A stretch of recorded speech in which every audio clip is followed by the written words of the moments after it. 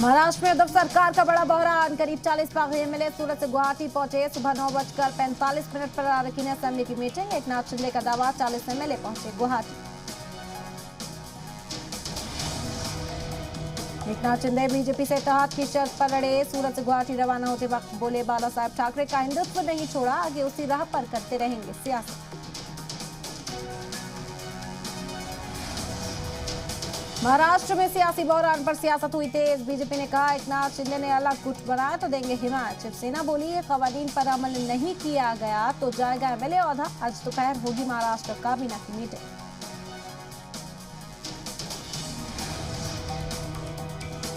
सदारती ओहदे के लिए एनडीए ने द्रौपदी मुर्मू को बनाया उम्मीदवार। उड़ीसा की पहली खातून और आदिवासी उम्मीदवार। मुर्मू बोली, हैरान कुन हूं और खुश हूं। पीएम का ट्वीट, मुर्मू साबित होंगी शानदार सदर जमहूरिया। नेशनल हेराल्ड मामले में कांग्रेस एमपी राहुल गांधी से 5वें दिन करीब 10 घंटे हुई पूछताछ। राहुल ने पूछताछ 5वें दिन ही खत्म करने को कहा। ईडी ने आज पूछताछ के लिए नहीं बुलाया।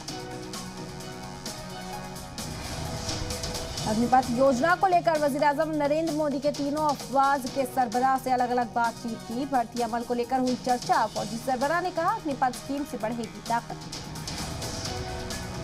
जम्मू कश्मीर में दहशतगर्दों का सफाया जारी। इस साल अब तक 118 दहशतगर्दों को फौज ने मार गिराया। इन दहशतगर्दों में 77 लश्कर के। सिद्धू मूसेवाला कत्ल केस में mastermind Lawrence Bishnoi Punjab police की रिमांड पर ही रहेगा। अदालत ने 5 दिन के लिए बढ़ाई रिमांड। 26 जून तक रिमांड पर रहेगी बिश्नोई। ईडी ने महाराष्ट्र सरकार के वजीर अनिल परब को फिर बुलाया पूछताछ के लिए। मंगल को हुई करीब 12 घंटे पूछताछ। दिल्ली एम्स बनेगी world class medical university. Narela में 21 एकड़ इलाके में वेस्टर्न इको पार्क बनाने की मंजूरी।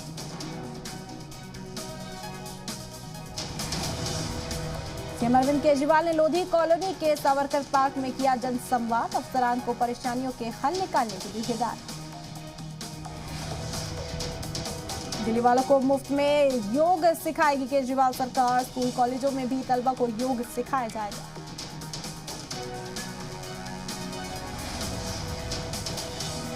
दिल्ली के बाजारों में ग्लोबल प्लेटफॉर्म देगी केजरीवाल सरकार। 10,000 सेलर्स के साथ दिसंबर में दिल्ली बाजार पोर्टल की होगी शुरुआत। ब्रिटेन में गुज़िश्ता 30 साल से सबसे बड़ी रेल हड़ताल। सैलरी और नौकरियों के तनाज़े को लेकर हुई हड़ताल पर हजारों रेलवे मुलाजिम बैठे। चीन के जनूबी मशरकी इलाके में शदीद बारिश के बाद सैलाब का कहर जारी। रिहायशी इलाकों में सड़क पर चलती दिखी स्पीड बोट।